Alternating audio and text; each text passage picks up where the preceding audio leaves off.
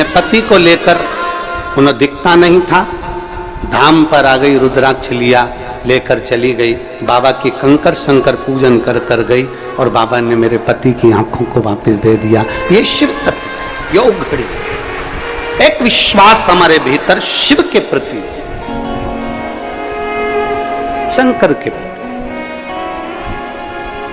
आप सियोर वाले महाराज जी से मिलने के लिए नहीं आए हो, ना सियोर वाले महाराज से आपका कोई रिश्ता है ना संबंध।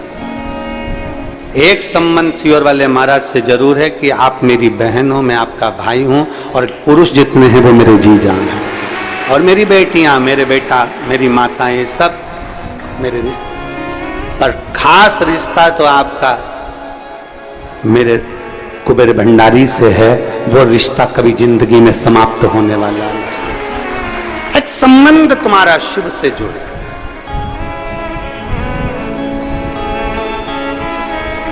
आश्रित हो तो परमात्मा पर हो, किसी दूसरे पर आश्रित नहीं होना। भरोसा करना तो मेरे देवाधिदेव महादेव पर करना, दूसरे पर कभी भरोसा नहीं।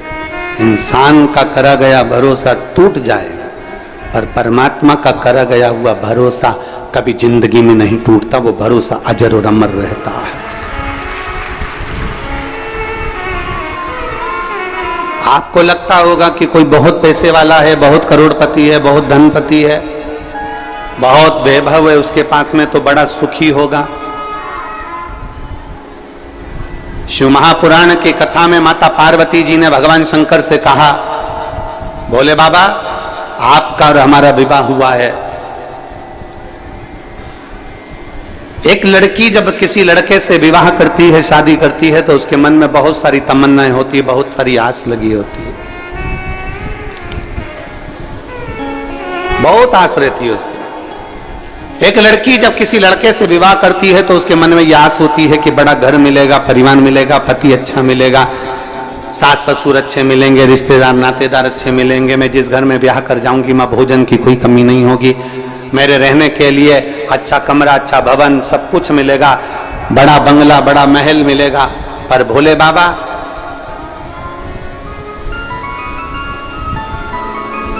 आपकी अर्धांगिनी माता पार्वती जी कर रही, आपकी अर्धांगिनी विवाह कर कर आई, नंदी पर चढ़कर अपने पिता का सारा ठाठ छोड़कर, हिमालय राज का पूरा वैभव छोड़कर, हिमालय राज का पूरा ठाठ छोड़कर, हिमालय राज के घर की पूरी पूंजी छोड़कर, हिमालय राज के घर का पूरा वैभव छोड़कर, ये बेटी हिमालय राज की आपके साथ में विवाह कर कर यहाँ आई। पर आपके यहाँ तो कोई ठाठ है ही नहीं, आपके यहाँ तो कोई सुविधा है ही नहीं, आपके यहाँ तो यही शमशान पड़ा हुआ है, खुली जमीन पड़ी हुई है, बस जहाँ कैलाश पड़ा हुआ है, पूरे कैलाश में जहाँ चाहो वहाँ रह लो, किसी कंदरा में प्रवेश कर जाओ, किसी गुफा में जाकर भोजन कर लो, कंदमूल फल मिल जाए तो पा लीजिए और आराम से अपना आनंद पाइए। पूछा मेरे भोलेनाथ ने, पार्वती क्या चाहती हो, तुम चाहती क्या? पार्वती जी ने कहा, प्रभु कोई सुविधा तो होना चाहिए ना।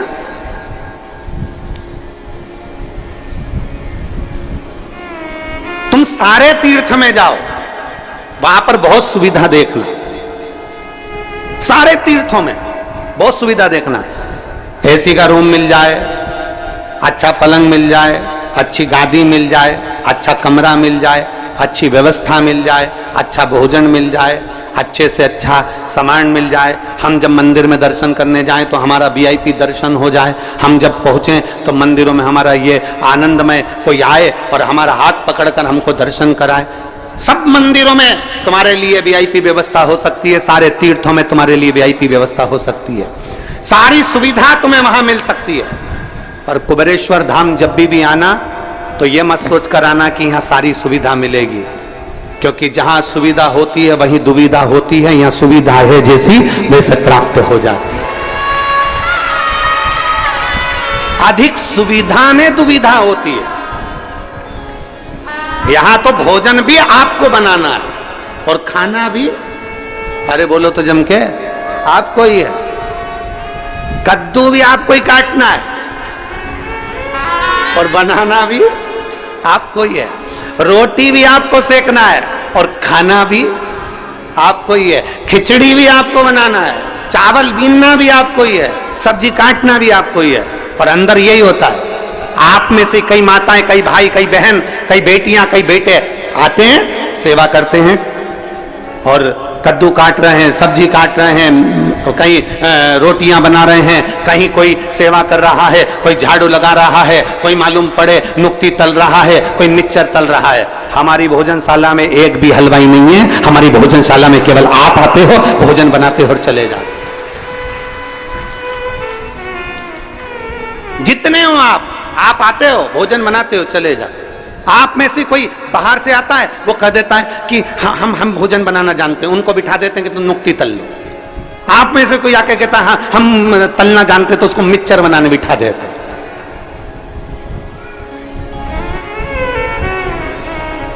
हम तो बाबा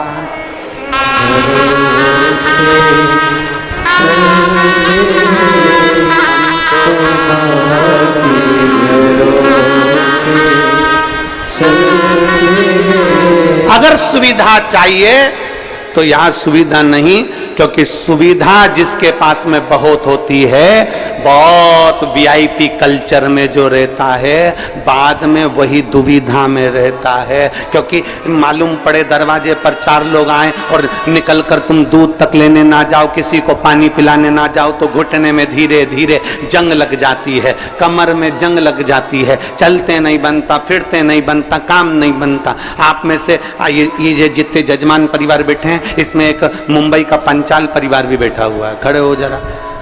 ये दोनों ऐसे जजमान हैं कि जब से कुबेरेश्वर बाबा के धाम से जुड़े हैं, एक भी कथा ऐसी नहीं निकली जिसमें ये यजमान नहीं बने कुबेरेश्वर धाम के। और इन दोनों की आदत ऐसी है कि जैसे ही श्री शिवाय नमस्तुभ्यम बोलने का नंबर आएगा, ये दोनों जमीन पर बैठ जाएंगे और बाबा से विनती एक ही चीज की करते हैं, अगली कथा जब भी हो, बस बाबा अगला जजमान फिर तुझे बनाना। ये सोफे पर बैठ के, पलंग पे बैठकर श्री शिवाय नमस्तुभ्यम बोलते ही नहीं है, ये दोनों नीचे बैठेंगे जमीन, दोनों जमीन पर। दोनों के पांव में प्रॉब्लम है, दोनों के पांव में दिक्कत। पर जितनी देर 5 बार, हम 7 बार जो हम श्री शिवाय नमस्तुभ्यम व्यासपीठ से बोलते हैं, तब ये कहीं पर खड़े भी होते हैं ना, तो जमीन पर बैठ के बोलना चालू कर देते हैं। तो हमने इनसे एक दो बार पूछा भी, तुमको मिलता क्या ऐसा? तो क्या इस भूमि में कुछ चुंबक है, नीचे बैठकर जब बोला जाता है और बाबा से मांगा जाता है तो वो वापस खींच कर बुला लेता है। चुंबक बैठ, ये मुंबई से आते हैं, हर कथा में जजमान बन जाते, हर कथा, प्रत्येक।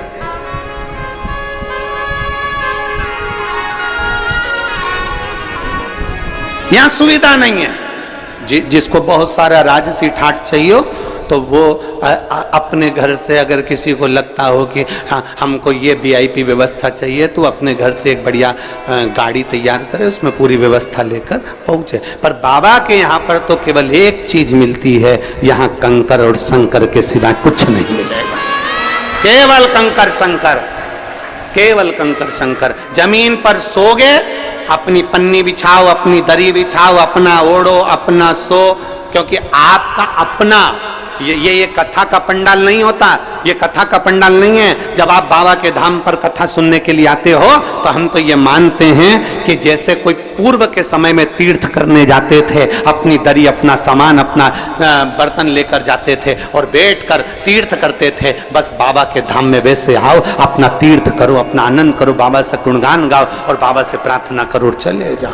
फिर वो धीरे धीरे धीरे धीरे धीरे धीरे तुमको कैसे बुलाएगा, कितने ठाठ से बुलाएगा, ये उसके ऊपर निर्भर कर। कितने ठाठ से बुलाएगा ये उसके, जैसे भी आदरणीय विधायक महोदय कह रहे थे, पहले हम आए ट्रेन से, ऑटो से, फिर बस से, फिर गाड़ी से, फिर बाबा ने कृपा कर बुलाया। ये शिव भक्ति है। वो कैसे बुलाएगा वो आपके ऊपर निर्भर करता। आप में से कई माताएं ऐसी बैठी है जो एक बार नहीं कई बार बाबा के धाम आ चुकी, हर 2-3 महीने में आ जाती, हर 1 महीने में पहुंच जाती, बाबा के धाम पर आकर अपनी सेवा करी, चाकरी करी, झाड़ू लगाया, पोछा लगाया, बर्तन भांडा साफ करा और बाबा से विनती करी, हम तो बाबा के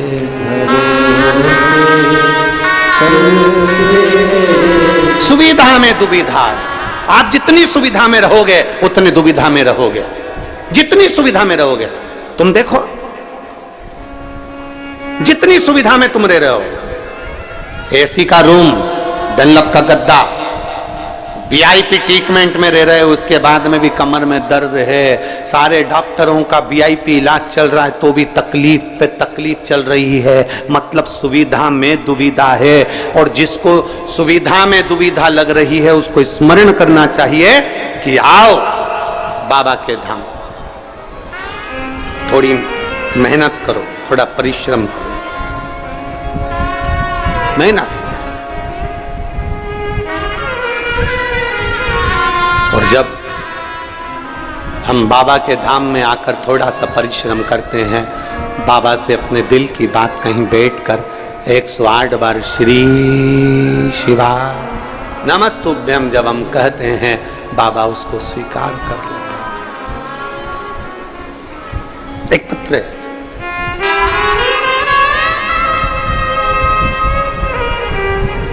मैं देवेंद्र सिंह, गांव खेरखेड़ा, जिला झालावाड़, राजस्थान का निवासी हूं। कहीं बैठे हो तो हाथ हिला सकते हैं। मैं देवेंद्र सिंह, गांव खेरखेड़ा, जिला झालावाड़, राजस्थान का निवासी हूं। दोनों हाथ हिला दो एक बार। आ जाओ, एक बेलपत्र लेकर चले जाना, आ जाइए। गुरुदेव, मैं 2 साल से इंडियन आर्मी की तैयारी कर रहा था, लेकिन पत्र को आप लोग एलईडी पर या अपने मोबाइल पर या आस्था चैनल पर पढ़ सकते हैं। तैयारी कर रहा था लेकिन किसी न किसी कारण से असफल हो जाता था। फिर मुझे अपने परिवार वालों ने कहा कि सब भोले बाबा पर छोड़ दे, वो जरूर सुनेंगे, तू मन लगाकर मेहनत कर, क्योंकि गुरुजी कहे कि मेहनत तुझे करना है, परिश्रम तुझे करना है, मन लगाकर मेहनत कर और सब बाबा पर छोड़ दे। शिव जी पे जल चढ़ाना प्रारंभ कर दे। देवेंद्र सिंह ने जल चढ़ाना प्रारंभ कर दिया, पशुपतिनाथ का व्रत भी किया और सीहोर आए। यहां आकर हमने कंकर शंकर की पूजन करी और कंकर शंकर की पूजन कर कर भोले बाबा से प्रार्थना करी और बाबा ने ऐसी कृपा कर दी कि आज मेरी सिलेक्शन इंडियन आर्मी में हो गया और मेरी पोस्टिंग जम्मू में हुई है। मैं जम्मू में पोस्ट हूं। मैं बाबा को धन्यवाद देने के लिए, मेरी पोस्टिंग जम्मू में। देवेंद्र सिंह, गांव खेरखेड़ा, जिला झालावाड़, राजस्थान का निवासी। यह शिव तत्व है।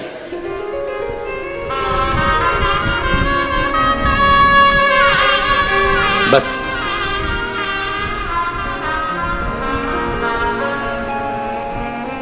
जब आप और हम भगवान शिव के भक्ति में रमे,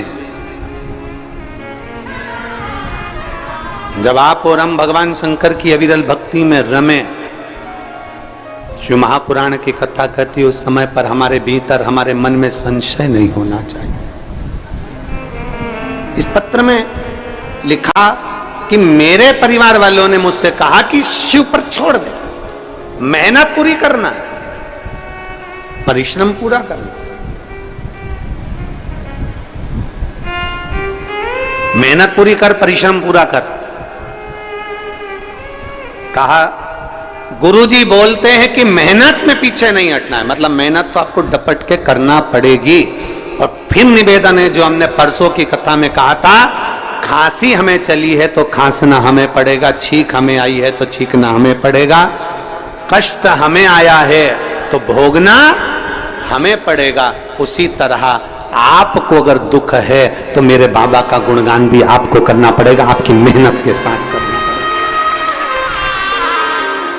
आपके परिश्रम के साथ।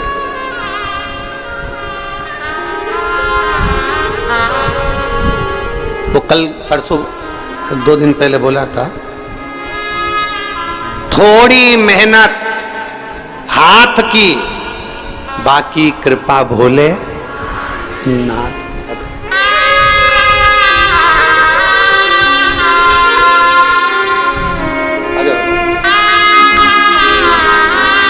बधाई आपको।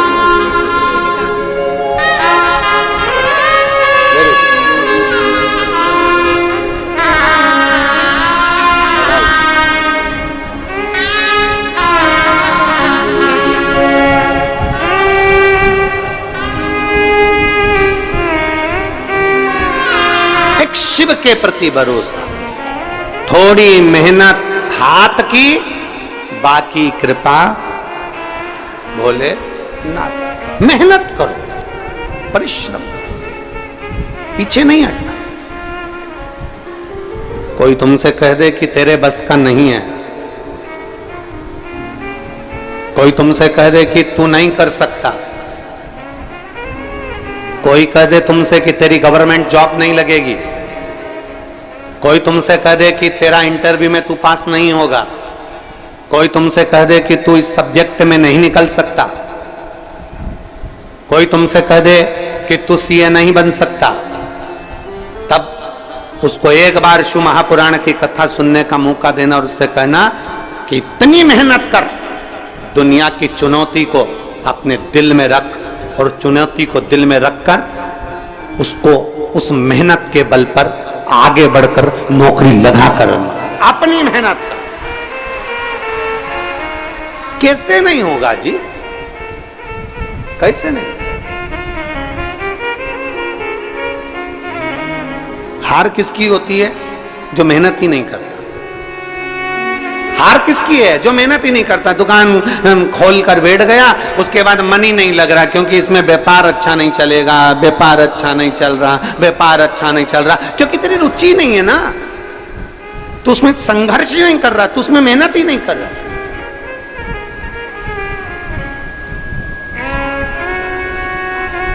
थोड़ा मेहनत करो, संघर्ष करो। आपका संघर्ष, आपकी मेहनत आपको कभी पीछे नहीं हटने देगी। थोड़ी मेहनत हाथ की, बाकी कृपा भोले नाथ की। बस वो मेहनत, वो संघर्ष आपका, वो मेहनत आपकी।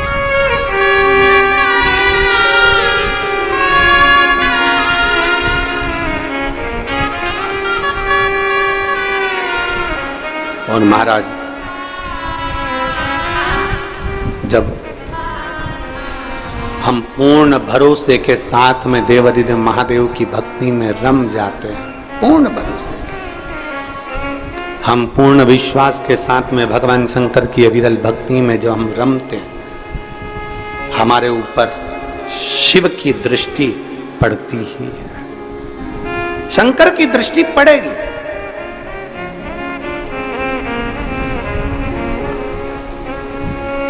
आप इतनी सारी माताएं बैठी हैं, आपके साथ अगर कोई बच्चा आया होगा ना, वो बच्चा जहां खेल रहा होगा ना, माँ कथा भी सुन रही होगी ना, तो उसका ध्यान अपने बच्चे पर जरूर होगा। बोलो तो जरा सही है कि गलत है? बच्चा अगर खेल रहा होगा तो माँ का ध्यान अपने बच्चे पर जरूर है। बच्चा कहां है? माँ का ध्यान उस पर है।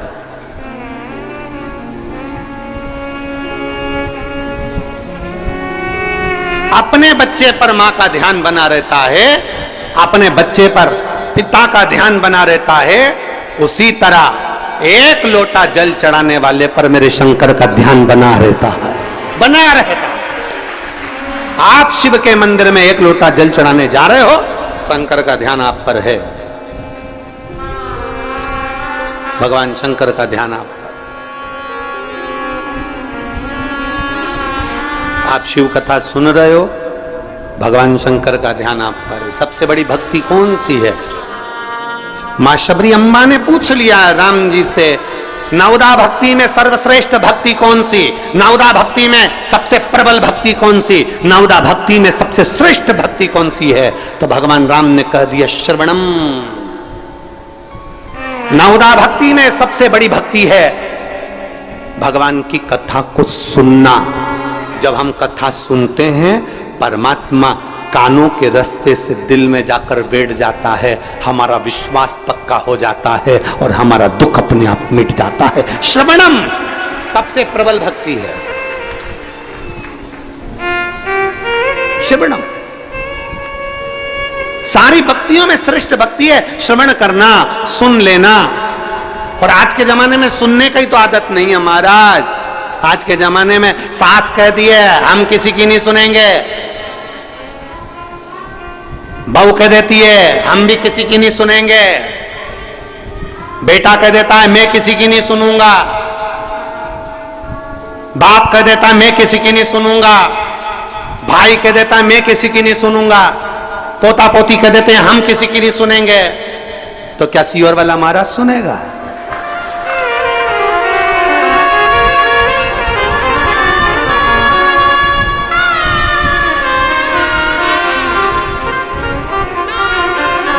और सही बात है, सुनने की आदत तो डाल ली है,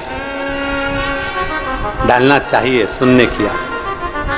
हम किसी की नहीं सुनेंगे, हम किसी के बाप की नहीं सुनेंगे, बाप के हम नहीं सुनेंगे, छोरा के हम नहीं सुनेंगे, सास के हम नहीं सुनेंगे, माँ के हम नहीं सुनेंगे, कल की आई हम तेरी सुनेंगे। और सास के मैं किसी की नहीं सुनूं, बेटा के मैं नहीं सुनूं, पोता के मैं नहीं सुनूं, पोती के मैं नहीं सुनूं, कौन सुनेगा? आज के समय में कोई सुनना नहीं चाहता। तो यहाँ राम जी कह रहे हैं सबरी अम्बा को सर्वप्रथम भक्ति, सबसे श्रेष्ठ भक्ति, सारी भक्तियों में श्रेष्ठ भक्ति है श्रवणम, कथा को सुनना, बातों को सुनना, श्रवण करना और अपने अंदर उतारना, ये श्रेष्ठ भक्ति है। जिसने कथा को सुनना प्रारंभ कर दिया, जिसने कथा में दिल लगाना प्रारंभ कर दिया, कथा को सुनते सुनते उसके अंदर विश्वास पक्का हो गया, तो उसके अंदर इतना विल पावर आ जाता है, इतना बल आ जाता है कि वो आखिरी में जीत ही जाता है, वो हारता नहीं। विश्वास,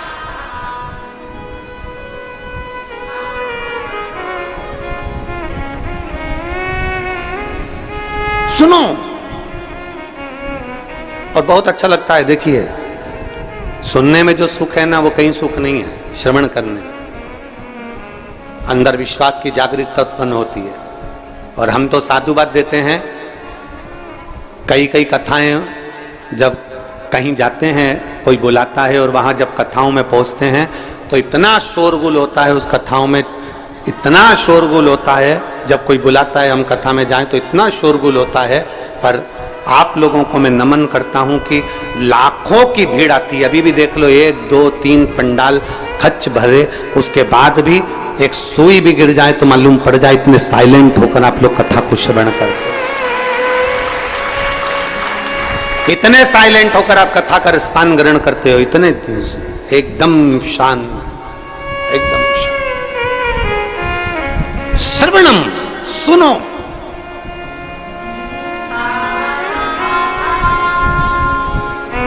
जितना सुन सकते हो सुनो। जब आप सावन के महीने में 2 लोटा जल महादेव जी को चढ़ाने के लिए जाओ, तब 3 चीजें अपने अंदर धारण करना। पहले नंबर का तो 2 लोटा जल जब घर से लेकर जाओ तो जरूरी नहीं कि दोनों हाथों में लेकर जाओ, एक लोटे के ऊपर दूसरा लोटा रखकर दूसरा हाथ से अगर कोई काम हो, पल्लू लेना हो या कोई कार्य हो तो कर सकते हो, नहीं तो तुम 2 लोटा हाथ में रख लो और पल्लू डालना ना, मैं सिर पे जरा सिर पे पल्लू, अब वो तुम्हारा लोटा हाथ में, वो बेचारा वो भेरू पल्लू रख, ठीक है, थोड़ा और खींचो ये बाजू का, तो पल्लू वो भेरू ने और खींचा है, ठीक है, ये पल्लू हमारा मुंडा में दे दो, अब ठीक है,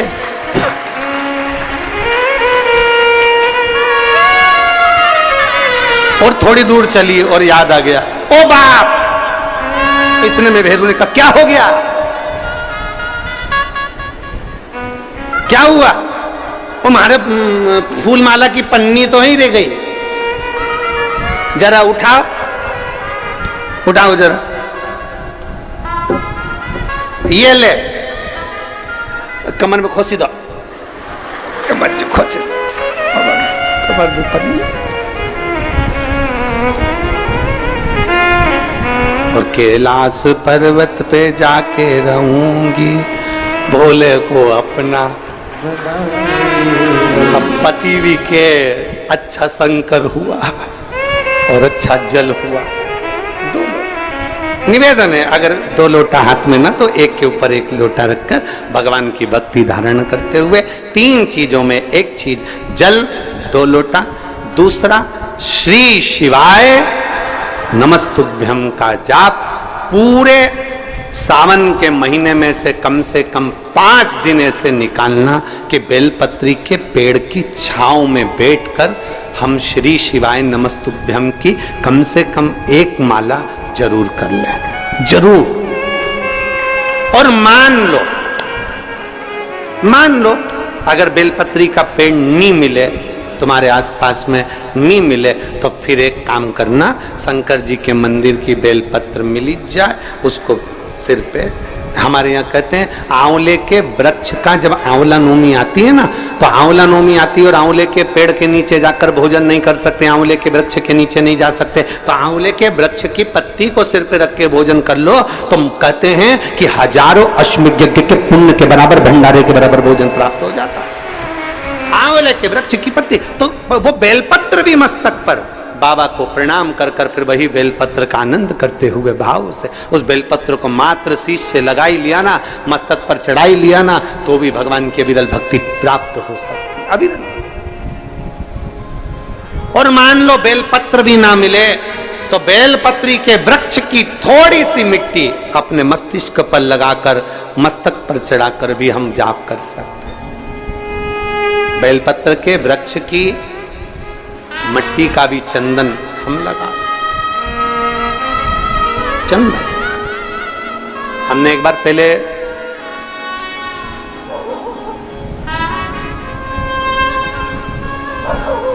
दो 2019 में एक बात कही थी, आपके स्मरण में है कि नहीं वो पता नहीं हमको, पर हमने कहा था कि मान लो यदि कोई बहुत ज्यादा कार्य अटक रहा हो, बहुत ज्यादा कार्य अगर अड़ रहा हो, तो बेलपत्री के वृक्ष के नीचे की मिट्टी का भी अगर तिलक रोज लगाकर आप अपने कार्य के प्रति जाओगे, तो 15 या 20 दिन में या 1 महीने में वो कार्य पूर्ण होता ही है। बेलपत्री के वृक्ष की मिट्टी चंदन के बराबर, चंदन।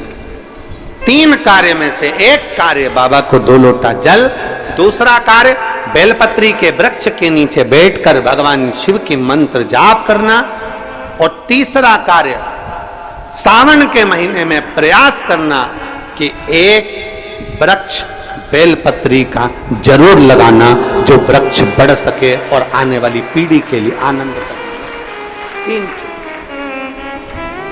बेलपत्र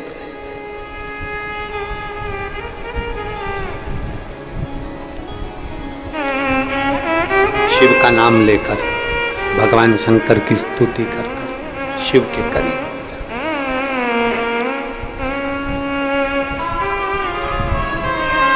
शिव को समर्पित कर,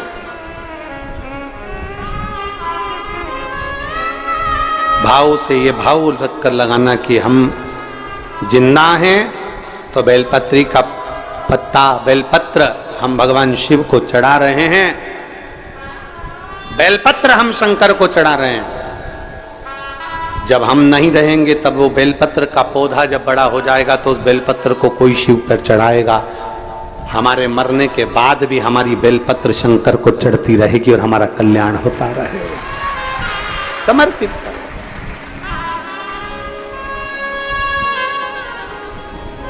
बाबा को समर्पित कर। 3 चीजें, एक सावन के महीने में 2 लोटा, जम के बोलो जरा, जल, सारी समस्या का हल। दूसरा, बेलपत्र के वृक्ष के नीचे श्री शिवाय नमस्तुभ्यम, या पंचाक्षर मंत्र नमः शिवाय, या षडाक्षर मंत्र ओम नमः शिवाय। परंतु पुरुष और स्त्री दोनों पंचाक्षर और षडाक्षर मंत्र को जरा समझना। अगर पुरुष नमः शिवाय ओम नमः शिवाय मंत्र का जाप कर रहा है तो पुरुष सीधे चालू करेगा षडाक्षर मंत्र से, ओम नमः शिवाय ओम नमः शिवाय। पर स्त्री जब भी मंत्र का जाप करेगी तो पंचाक्षर से चालू कर कर षडाक्षर पर पहुंचेगी। कहां से चालू करेगी? हमने पहले भी कथा में बताया, कहां से? जम के बोलिए जरा, नमः शिवाय। फिर बाद में षडाक्षर पर आएगी ओम नमः शिवाय, नमः शिवाय, ओम नमः शिवाय, नमः शिवाय, ओम नमः शिवाय, नमः शिवाय, ओम नमः शिवाय, नमः शिवाय, ओम नमः शिवाय। पुरुष ओम नमः शिवाय, ओम नमः शिवाय, ओम नमः शिवाय जप सकता है, पर स्त्री पंचाक्षर से चालू कर षडाक्षर पर पहुंचेगी और पुरुष षडाक्षर से चालू कर देगा।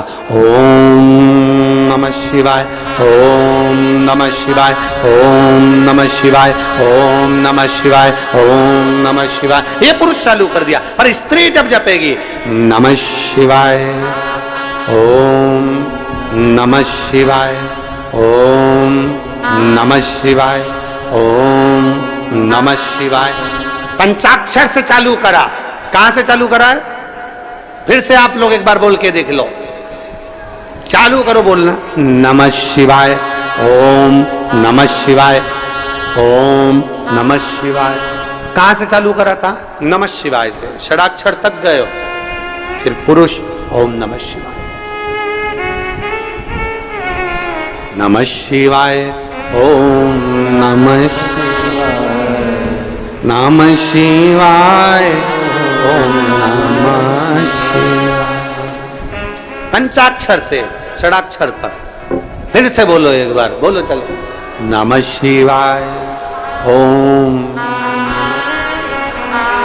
नमः शिवाय, ओम नमः शिवाय, नमः शिवाय, ओम नमः शिवाय, नमः शिवाय, ओम नमः शिवाय। पंचाक्षर से षडाक्षर की ओर।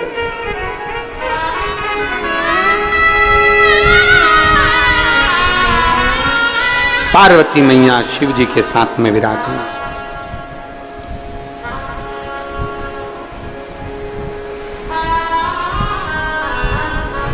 बैठी थी भगवान शंकर के तेज पुंज गंगा जी के जल में चला जाता और गंगा जी के जल से 6 पुत्र जन्म ले लेते हैं। 6 पुत्र जिनका नाम कृतिकाओं ने एक कर कर षडानंद कार्तिकेय रख दिया। कार्तिक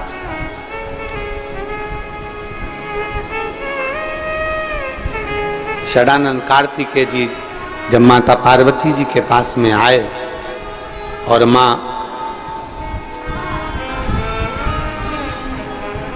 माता पार्वती जी के पास में आते हैं और माता पार्वती जी को प्रणाम करते हैं, बाबा भोलेनाथ जी को प्रणाम करते हैं, औगरदानी को नमन करते हैं, प्रणाम करते हैं, दंडवत करते हैं, साष्टांग करते हैं।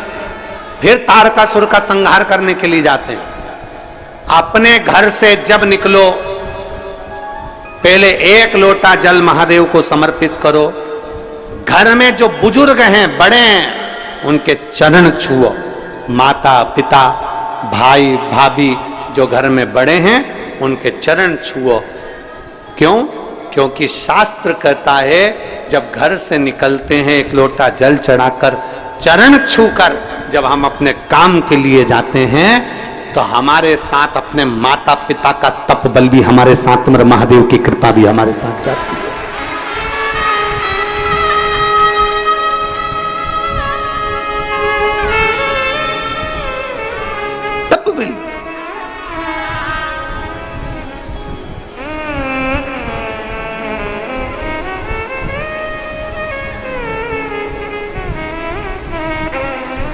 तो कहे